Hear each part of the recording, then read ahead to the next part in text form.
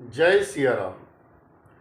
श्री रामचरितमानस बालकांड के मूल पाठ में आज मैं दोहा संख्या 29 से आगे दोहा संख्या 30 तक का प्रसंग आपको सुनाऊंगा।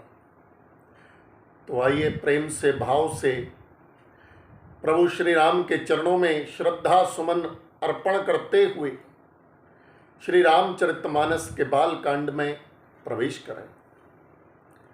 जाग बलिक जो कथा सुहाई, भरद्वाज मुनि बरहि सुनाई। कहि हूँ सोई संवाद बखानी, सुनहु सकल सज्जन सुख मानी।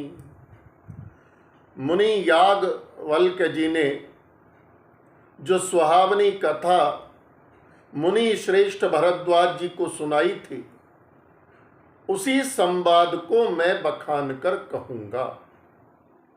सब सज्जन सुख का अनुभव करते हुए उसे सुने। शंभु कीन यह चरित सुहावा, बहुरी कृपा करि उमहि सुनावा। सोई शिव काग भुसुंडी की दीना, राम भगत अधिकारी चीना। तुलसीदास जी महाराज कहते हैं, शिव जी ने पहले इस सुहावने चरित्र को रचा, फिर कृपा करके पार्वती जी को सुनाया। वही चरित्र शिव जी ने काक भुसुंडी जी को राम भक्त और अधिकारी पहचान कर दिया। तेहि सन जाग बलिक पुनि पावा, तिन पुनि भरद्वाज प्रति गावा। ते श्रोता बक्ता समशीला, सब दरसी जानहि हरि लीला। उन काक भुसुंडी जी से फिर याज्ञवल्क्य जी ने पाया और उन्होंने फिर उसे भरद्वाज जी को गाकर सुनाया।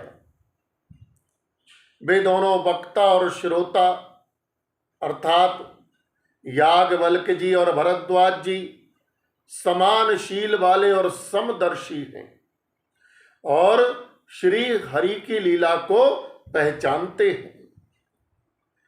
जानहि तीन काल निज ज्ञाना, कर तलगत आमलक समाना।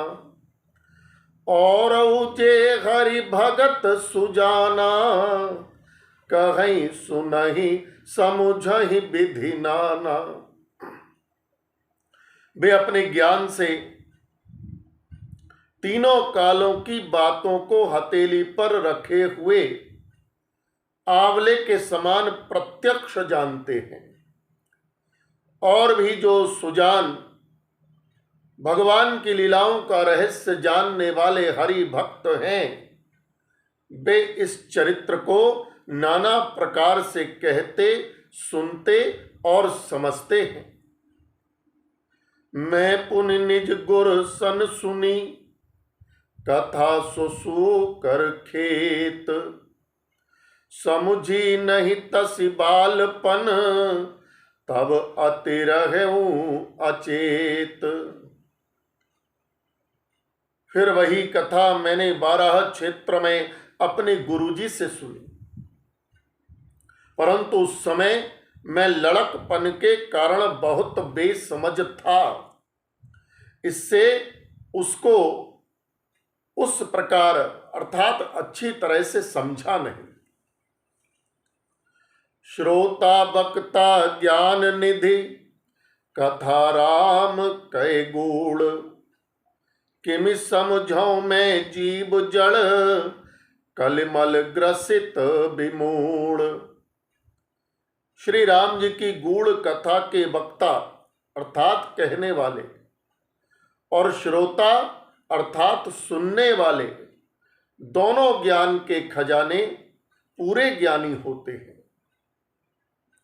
मैं कलयुग के पापों से ग्रसा हुआ महामूढ़ जड़ जीव भला उसको कैसे समझ सकता था। जय सिया राम।